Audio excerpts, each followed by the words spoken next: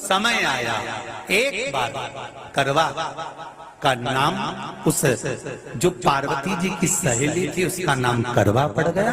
करवा पड़कर एक साधारण परिवार में उसका जन्म था। पति के साथ संग में रह रही थी। पति को थोड़ा शरीर में शिथिलता हो गई थी और वो शिथिलता को देखकर पति को लगी प्यास। जब प्यास लगी तो पानी पीने के लिए पति सरोवर के पास गया। जरा ध्यान देना इस कथन पर। पति गया सरोवर के पास में। कई लोग करवा चौथ की बहुत हंसी उड़ाते हैं, माताओं की बड़ी हंसी उड़ाते हैं। उनसे निवेदन है मेरा, हमारे सनातन धर्म के जितने व्रत हैं, हमारे सनातन धर्म के इस भारत की भूमि से जितने नियम धर्म जितने निकले हैं, जितने व्रत निकले हैं, साधना निकली है, ये साधारण नहीं है। इसलिए बार बार कहते हैं चंदन है इस देश की माटी, तपोभूमि हर ग्राम है, हर बाला देवी की प्रतिमा, बच्चा बच्चा राम है। कोई साधारण नहीं है, कोई अब पार्वती जी की वो सहेली का नाम जन्म लेते लेते लेते लेते एक बार करवा पड़ गया। पति थोड़ा सा शिथिल था, शरीर में थोड़ा रोग हो गया था। पानी पीने के लिए सरोवर पर गया। सरोवर में जैसे पानी पीने के लिए गया, एक मगर ने उस पति का पांव पकड़ लिया। करवा पार्वती जी की सखी थी, जन्म लिया मृत्यु लोक में, नाम करवा पड़ गया। करवा चतुर्थी का व्रत करने से अखंड सौभाग्य हो जाता है। मात्र पार्वती जी की सहेली का व्रत। करवा गई, करवा ने देखा कि मेरे पति का पांव मगर ने पकड़ रखा है और करवा शिव की उपासक थी। करवा शंकर के उपासक और शंकर भगवान से ज्यादा करवा माता पार्वती जी की उपासक थी, क्योंकि पार्वती जी की सहेली थी।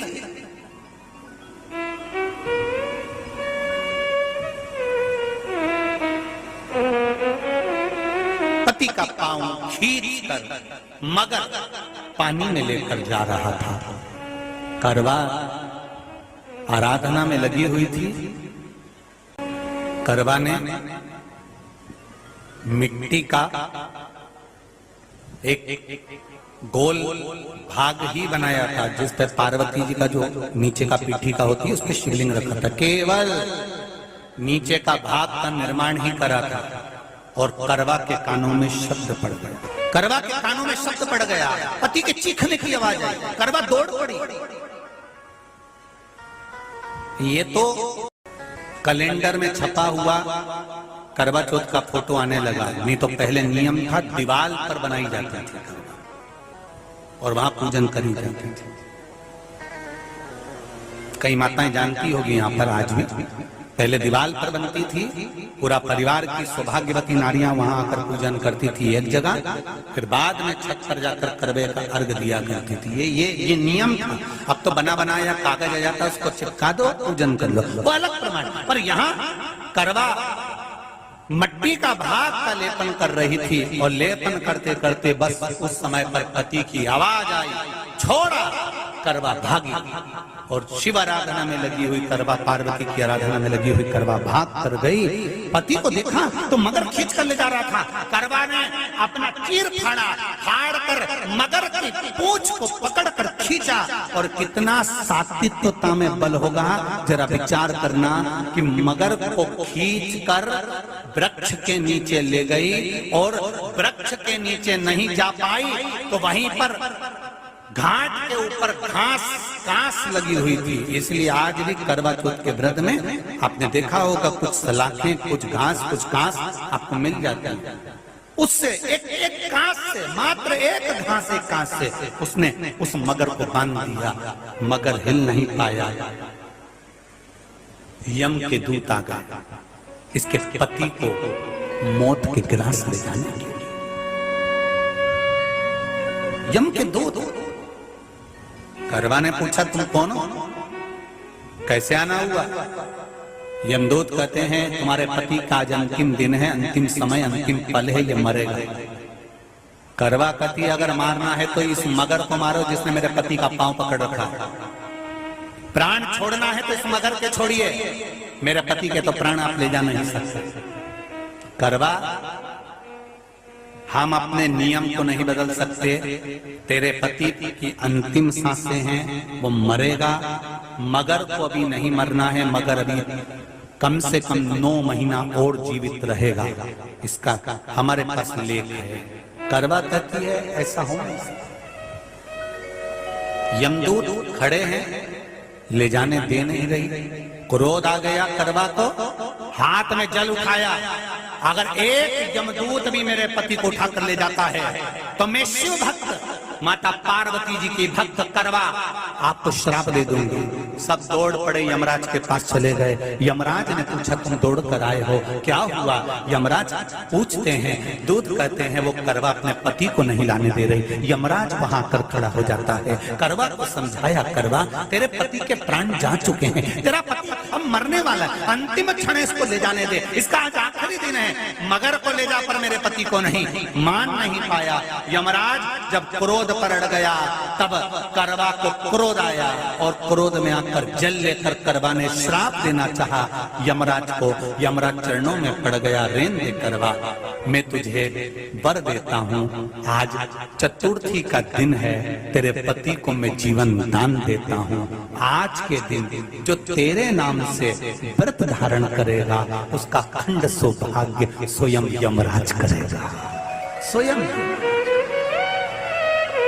ये वो करवा चौथ का व्रत है।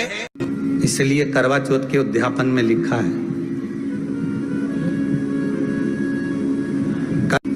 उसका जब उद्यापन होता है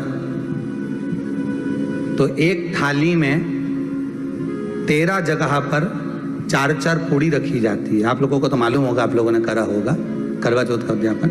एक थाली में 13 जगह पर पूड़ी और सीरा, सीरा मतलब हलवा रखा जाता है।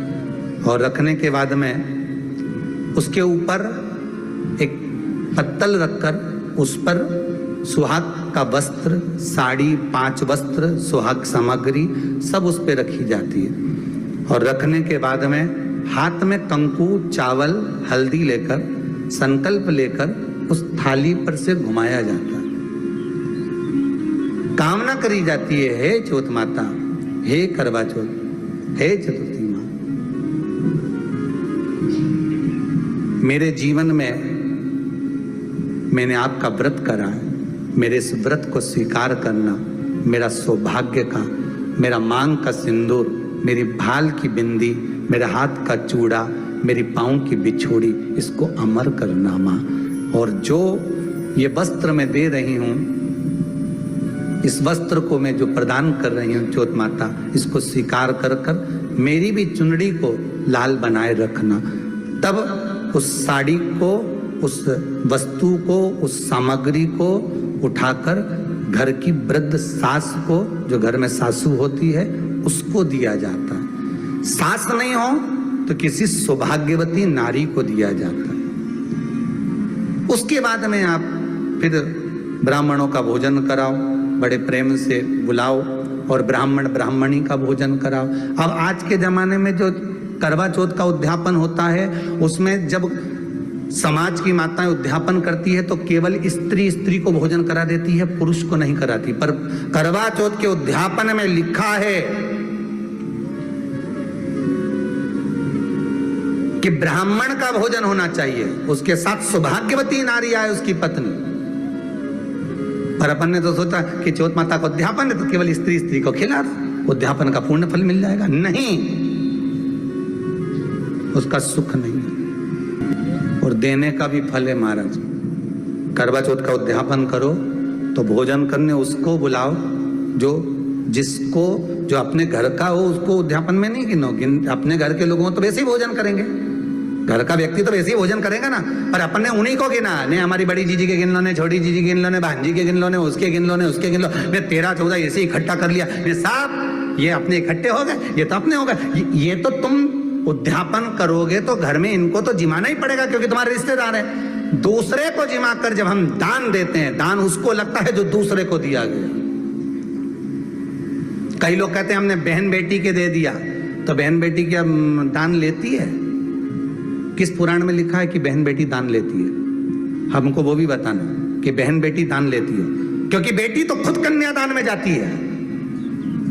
बेटी का कन्यादान होता है, वस्तु का दान नहीं। बेटी खुद दान में दी जा रही है, कन्यादान में। बेटी कभी दान नहीं लेती महाराज, बहन बेटियां कभी दान नहीं लेंगी। और बहन बेटियों को कह भी देना चाहिए, अगर भाभियों ने बोले कि हमने जीजी को दान है, दान मान नहीं ले रहे हैं, देना हो तो ठाट से हमारा हक दे रही हो। हम साल भर में आते हैं तो राखी पे साड़ी दे रही हो, ये हमारा हक है क्योंकि हमारे मकान में रह रही हो,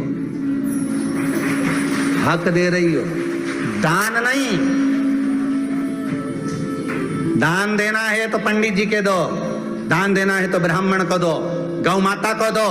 हम दान नहीं ले रहे, हम अपना हक मांग रहे हैं।